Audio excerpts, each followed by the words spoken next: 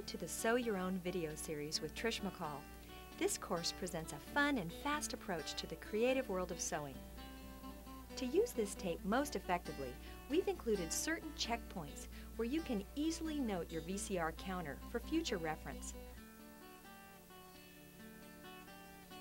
I'll be covering a lot of information in a short amount of time, so be prepared to use your pause and rewind buttons as much as you want.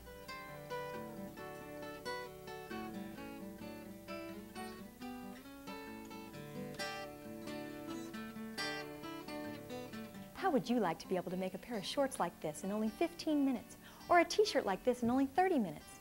I have a method that makes that not only possible, but makes it fun too. This video is specifically designed for the beginning student.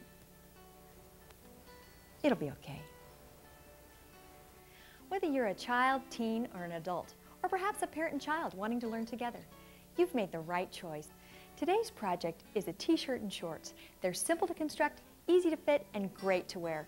You'll be amazed at how quickly you'll be wearing your own. This is a great way for you to develop a skill you can use your whole life. And it isn't boring. It's fun. It's so fun. There's nothing quite like wearing the clothes you've made yourself and watching the reaction on your friends' faces when they ask you, "Where'd you get that great outfit?" And you tell them, "I made it myself." I made it myself! After every class, we always have a fashion show. That's why everyone's so excited around here. Okay, places, everyone.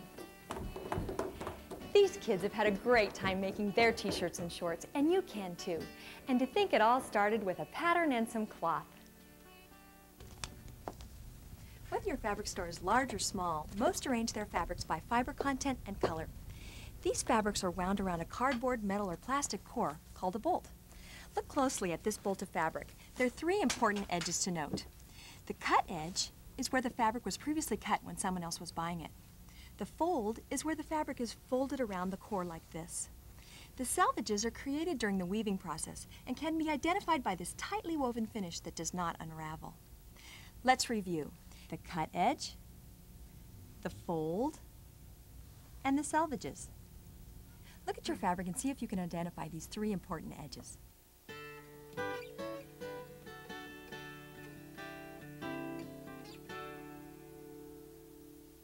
Every fabric has a right and wrong side to it. The right side is the side that you want on the outside of your garment. The wrong side is the other side. Simple enough? Kim, go pick out a knit fabric and bring it over to the table. And you thought this was going to be hard. It's important to understand the difference between woven and knit fabrics. On the edge of a woven fabric, you'll usually notice threads which are loose and beginning to fray. On the cut edge of a knit fabric, there are no threads at all. This fabric is formed by knitting tiny loops of yarn together to form a fabric having a stretch quality to it. Can I make my t-shirt out of this? Let's give it the test. Stretch test! First check the cut edge of your fabric for threads. Then give it the stretch test. Grasp onto your fabric holding from your selvage edge and pull. If it's stretching, you have a knit fabric. If it's pulling tight, you have a woven. Let's discuss the bolt of fabric in a little more detail. At the end of every bolt of fabric is a wealth of information. Hey, you two, stop trying to stretch that woven fabric. It won't stretch. You'll need to get a knit fabric for your t-shirt. That's better. This number here is the price of the fabric per yard. This one is $4.99 per yard. Like, how big is a yard of fabric? A yard of fabric is precisely 36 inches from cut edge to cut edge. This means that for every yard of fabric that you want to buy, you'll have to pay $4.99. What's this 44.45 mean? I don't get it. Mine says 60 IN. This is telling us the width of the fabric from selvage edge to selvage edge. The most common widths are 44, 45, and 60 inches. Well, what kind of fabric is that? This fabric is made of 100% cotton. Oftentimes, the care instructions for your fabric are also listed on the end of the bolt. For example, machine wash, tumble dry, or other instructions to watch for would be dry clean only, hand wash, or drip dry. Make sure you know how to care for your fabric before buying it. I want to use this fabric. Okay, we'll use that for your shorts. But how much fabric do we need? We'll need to check our pattern to find out.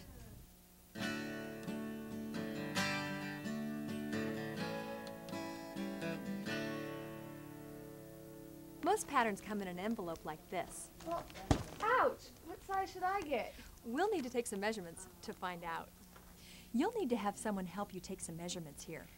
Go grab a tape measure, paper, and pencil to record your measurements. The first measurement is the chest measurement. This is taken across the fullest part of the chest. And for the hip measurement, measure this around the fullest part of the hip. This usually lies between 7 and 9 inches below the waist. For the person helping, try to make sure to keep your hands or fingers out from under the tape, as this can affect the size of your garment. Take a moment now and compare your measurements with the sizes on the back of your pattern and make the appropriate size selection. Find the word notions on your pattern. This is the section that lists all the extra supplies necessary to complete your garment. Notions are supplies such as buttons, zippers, elastic thread, snaps, trims, hooks and eyes, etc. The notions listed for our pattern are thread and elastic.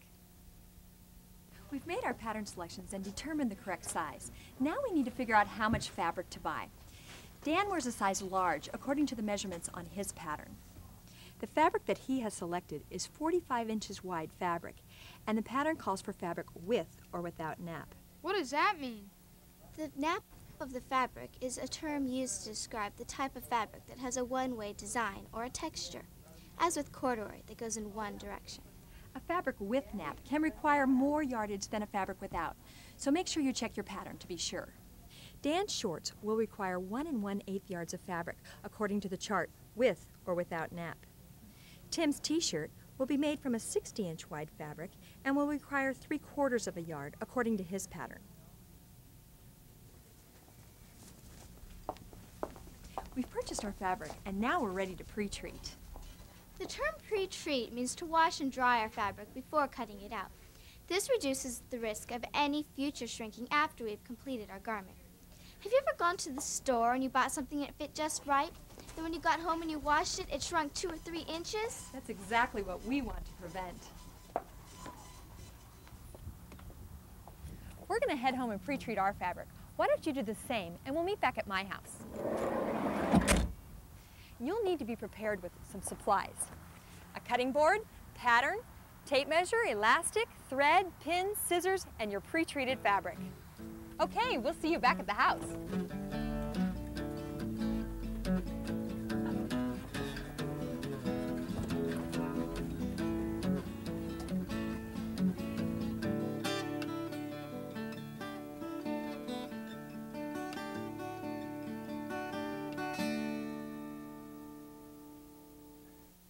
Welcome back to my house. We're going to use my dining room table to cut out. Find a place in your house where you can comfortably spread out your fabric and pattern. The larger the area, the better. Open your pattern envelope and take out your pattern instructions as well as your tissue paper pattern pieces. Try saying that 3 times fast. Tissue paper pattern pieces. Tissue paper pattern pieces. Tissue paper pattern pieces. I don't get it. Always read your pattern instructions before beginning any project. The cutting layouts are shown according to garment size and fabric width. Beginning with our shorts pattern, circle the layout instructions for your size shorts and fabric width. Noting where your fold and selvages are, lay out your fabric as shown. Now separate your pattern pieces and find your shorts front and back. I found it! Iron your pattern pieces with a dry iron because a steam iron can tend to shrink the pattern pieces. I knew that.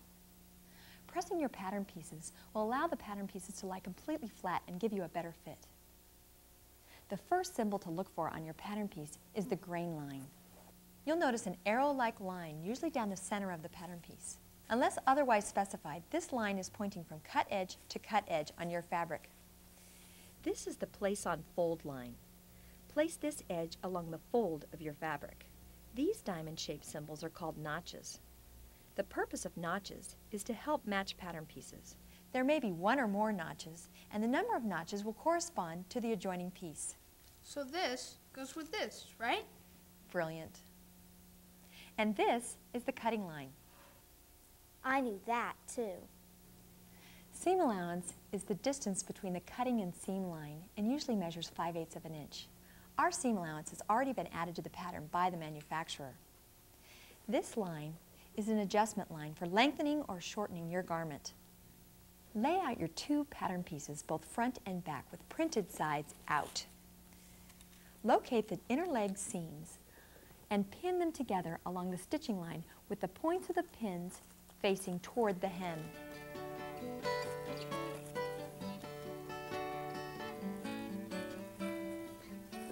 Next, pin along the 5/8 inch seams on the side seams.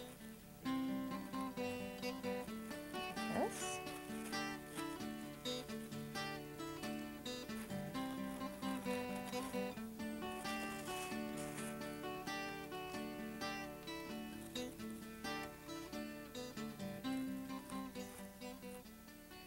I use this method of fitting because it gives you a first-hand look at how your garment will fit and feel, and it's much quicker than the measuring method. Having somebody help you, step into the pattern pieces and place the center front and center back seams in the appropriate locations. Can you see why we put those pins pointing down? Find the waistline marking on your pattern piece and place this as close as possible to your waist. Note any additional or excess length necessary to align that waistline marking at your waist. Be sure that you're giving yourself enough room to move around, and even try sitting in a chair.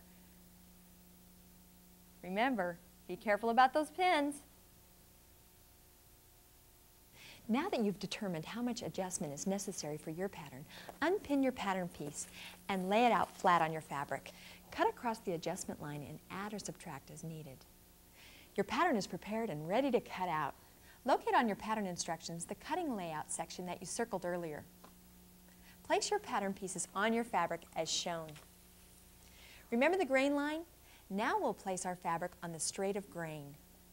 Measure from the top of the grain line arrow to the selvage edge. Note this measurement and pin this piece in place along this line.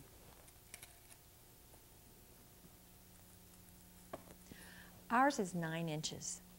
Now slide the end of this tape down to the end of the line and repeat this process, adjusting the pattern piece so that the second measurement is equal to the first.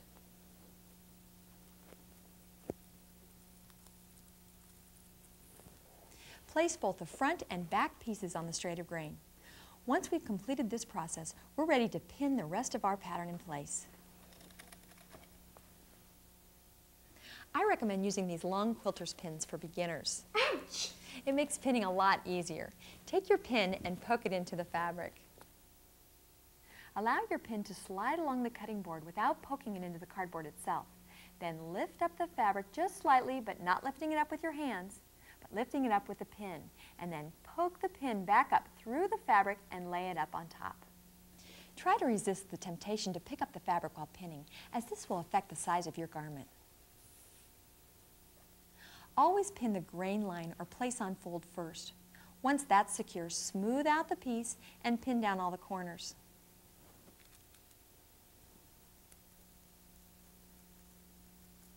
Next, pin any open spots along the seams. Place your pins diagonally at the corners and perpendicular or crosswise at the edges, with the heads of the pins toward the center of the pattern and the points facing the seams. Remember the simple pinning method. Poke it in, lift up, and poke it out. You did it. Using your scissors, cut out your shorts both front and back along the cutting lines. Try to cut using the fullest extent of the blade with long, firm strokes.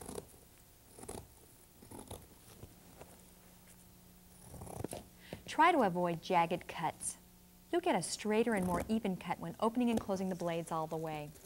When you come to a notch, you have two choices. You can either carefully cut out the diamond shape, or you can simply pass it by and then come back to it and make a short little snip. Our shorts are ready to sew. Now let's cut out our t-shirt. Circle the cutting layout on your t-shirt instructions. Pin t-shirt front and back together, joining them at the shoulder seams with printed sides out. With somebody helping you, try this half shirt on, lining up the center front and center back lines appropriately. Check the width of the shoulder and side seams. Do you like the fit?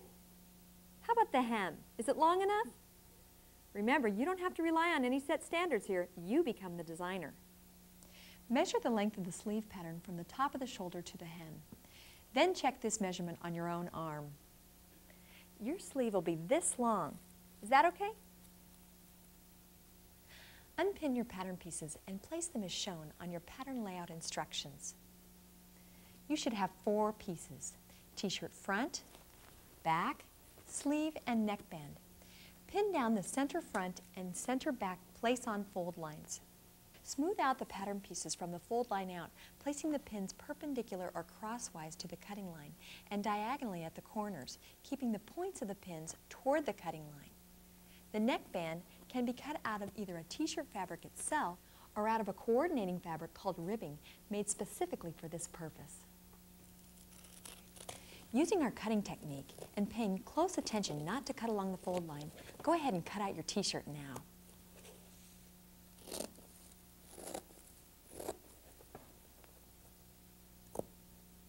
The real fun is about to begin. It's time to learn about the machines. Set up your machine at home according to your owner's manual.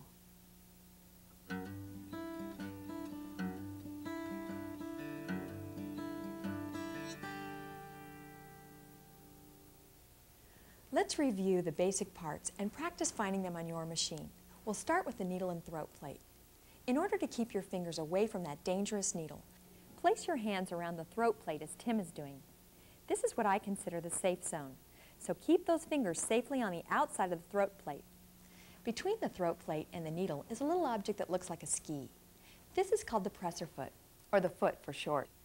This foot holds the fabric in place while you sew. Using your left hand, reach behind your machine and lift and lower the presser foot using the presser foot lifter. Practice this a few times. To the right of your machine, you'll find the hand wheel. This wheel moves the needle up and down. Try moving the needle to its highest position. If you look under the foot while moving the hand wheel, you'll notice 2 rows of ridges which are moving back and forth. These are called the feed dogs. The purpose of the feed dogs are to feed the fabric through the machine as the stitches are formed. Remember that the feed dogs do the feeding and the machine does the sewing. We're merely guiding the fabric through the machine. What could be easier? All basic sewing machines require at least 2 threads in order to sew. One on the top, which is threaded through the needle, and one on the bottom, which comes from what is called a bobbin. The bobbin thread must be wound separately from the spool. Each machine has its own method for winding and installing the bobbin.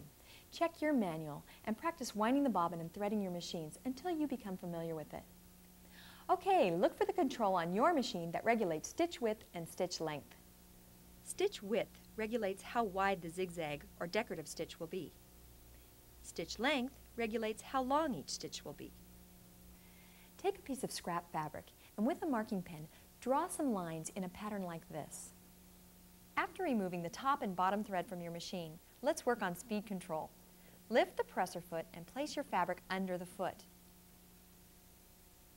With your right hand, lower the needle into the fabric with the hand wheel. With your left hand, lower the presser foot using the presser foot lifter. Now you're ready to use the foot control pedal. Remember this order: needle, foot, pedal. Needle first, then the foot, and finally the control pedal on the floor. We use this order because when the needle is moving, the feed dogs are also moving, and this can tend to cause the fabric to slip. So by placing the needle down first, we secure our position, and then lowering the foot locks it into place. This is useful when we're trying to match plaids or stripes. Press on the control pedal, try to stay on the lines, and keep your speed under control. Okay, how'd you do? Now let's practice threading our machine with both top thread and bobbin. And let's practice sewing a few seams. A typical seam width is 5/8 of an inch. You'll need to determine the line on your machine which represents this measurement. If this measurement is not listed, place a piece of tape on the base of the machine and use the edge of the tape as the seam guide. Use a piece of practice fabric and practice sewing a 5/8 inch seam. When sewing long seams, my students use a little rhyme to help them remember when to stop. Hold your fabric as shown earlier, with your left hand along the side of the fabric and your right hand out here like this. As you press on the control pedal, the feed dog will pull the fabric forward, moving your hand closer and closer toward the machine. To make the rhyme work, we call the part of the machine that your hand touches the metal. Your machine may be made out of plastic, but hey, for rhyming's sake, we're calling it the metal. When your hand actually comes up and hits the metal, take your foot off the pedal. So when your hand hits the metal, take your foot off the pedal. Now, once your hand hits the metal and your foot has been taken off the pedal, you're ready to reposition your hands back like this. And then push on the pedal again until your hand hits the, you guessed it, the metal again. Practice this technique a few times till you get the feel of it.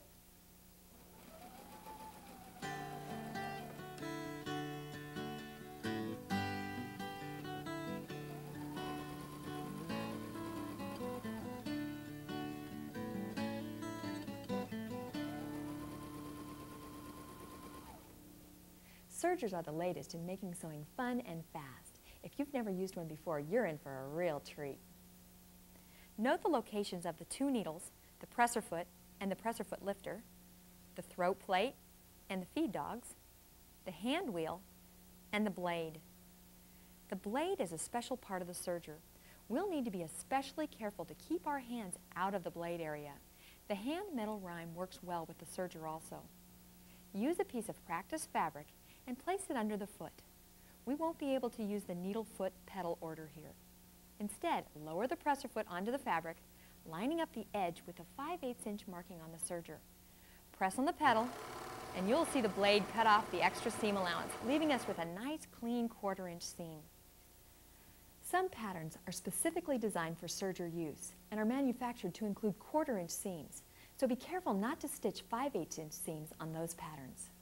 Continue sewing off the fabric, forming a tail of thread. Trim this thread close to the fabric. You did it! You sewed your first seam on a serger. Now let's try out our newly developed skill on a real piece of clothing.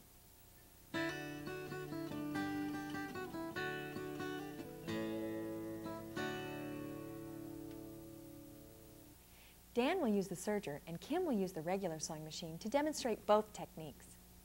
Unpin your shorts pattern and with your right sides together, stitch down your center back seams.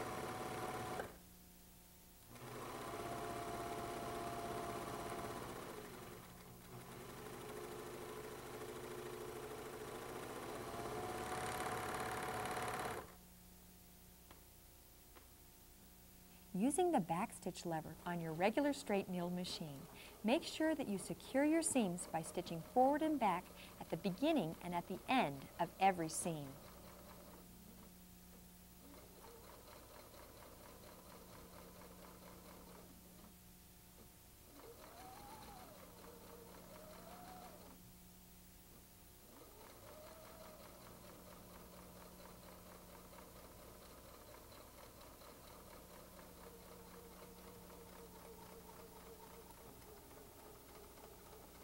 It's important to secure those seams, otherwise they'll come undone later. We don't use a backstitch on a serger because it only sews in one direction. Repeat this process for your center front seams.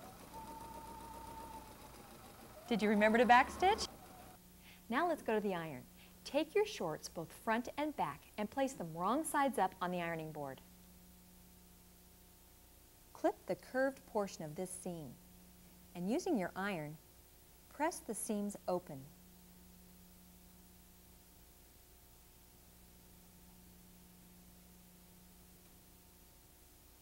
With a serged seam, press from side to side.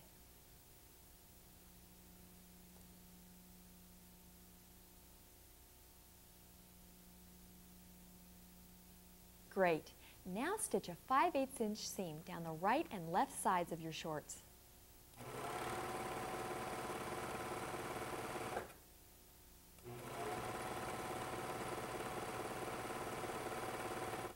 All right, now open the shorts like this and align that inner leg seam, and then stitch it into place.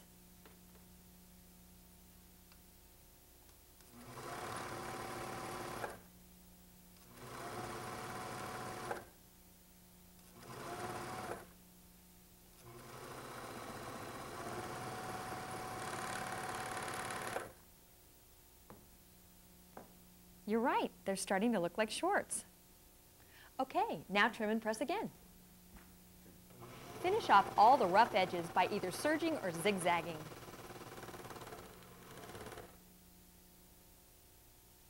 And using the hem gauge, we're going to turn up and press a 1-inch hem along both legs of our shorts. A free-arm sewing machine really comes in handy when sewing hems on pants or sleeves.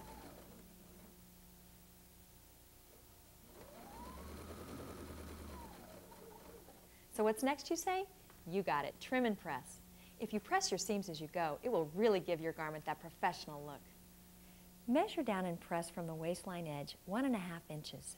This will be the casing for our elastic waistband. Take your elastic and place it around your waist to a comfortable size. This will be approximately 2 inches less than your waist measurement. Cut off that amount of elastic plus 1 inch for the seam allowance. Take your elastic and make a waistband. Stitch the elastic together using a zigzag stitch, overlapping the elastic by 1/2 inch to form a waistband. Place this elastic waistband around the top of the shorts, closing the elastic into the casing. Now we get to stitch our waistband into place, all in one shot.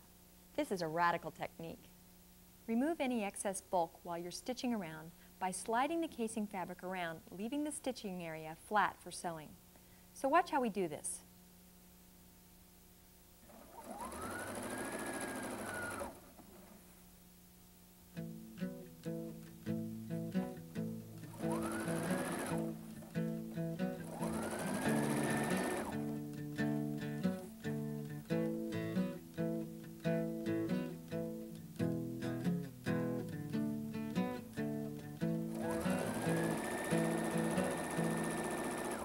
Mark the back of your shorts with a permanent marker.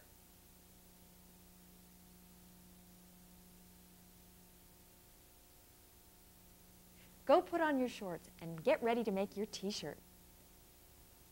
Let's get our t-shirt fabric and unpin our pattern pieces. Note that the neck will usually be lower in the front. Place front and back right sides together at the shoulder seams. We'll be using a contrasting thread to make it easier for you to see. On your garment, select a thread that matches. Sewing on a knit fabric is different than sewing on a woven because it stretches. If we sew this with straight stitching, the seams will split when stretched. Determine on your machine the kind of stretch stitches that it offers. If it doesn't offer any stretch stitches but does have a zigzag stitch, use the narrowest zigzag stitch. This will help give you a little bit of stretch and keep those threads from breaking. These shoulder seams can be a high stress area. Take a small piece of iron-on interfacing about 1/2 inch wide and iron it onto these seams. Now sew these two seams together and trim and press.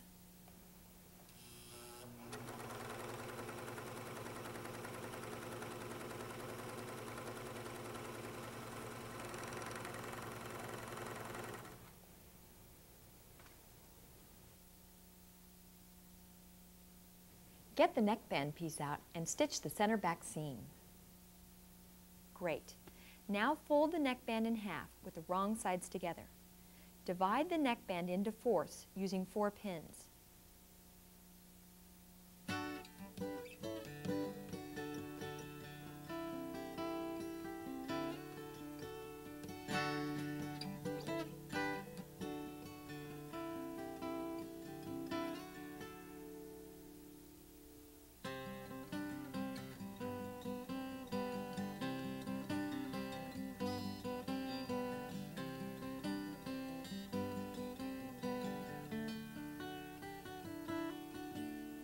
Divide the neck opening into fourths also, and match up your pins with the right sides of the neck opening and the neck band together.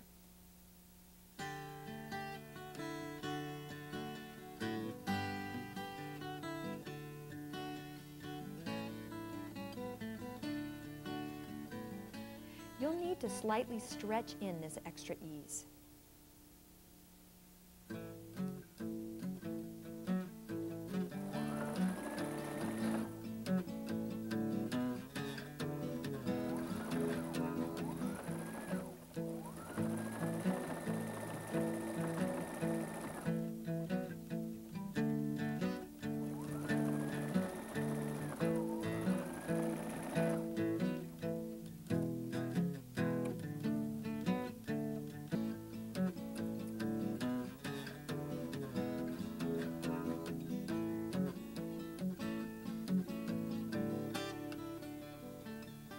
Press that seam allowance toward the garment. Here's a clever way to ease in that sleeve. Place your finger on the back side of the presser foot and hold while stitching the top of the sleeve cap. Remove from the machine, and this should result in the perfect amount of ease necessary for the sleeve to fit into place. Putting the right sides together, pin the sleeve into place, matching the notches and the underarm edges, and stitch.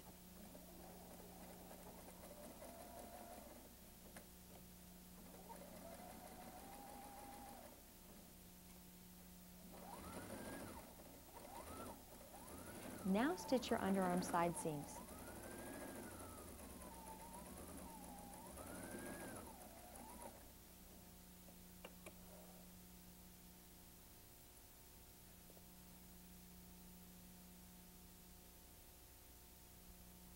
The only thing left to do is finish our edges using our serger or zigzag.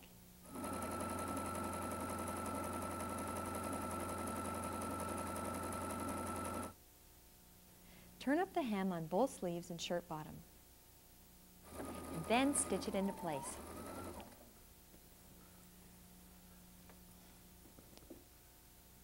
Our t-shirts are done. Go try them on. Let's see what they look like. I hope you've enjoyed our t-shirt and shorts project. Wasn't that a lot easier than you thought it was going to be? If you like this project, you're going to love our next tape, which features a skirt and vest. Okay, places everyone. As I said before, we always complete our classes with a fashion show for family and friends. Now that you've completed your t-shirts and shorts, everyone will be amazed when you tell them, I made it myself. Have a great time wearing your new clothes, and I look forward to working with you on our next project.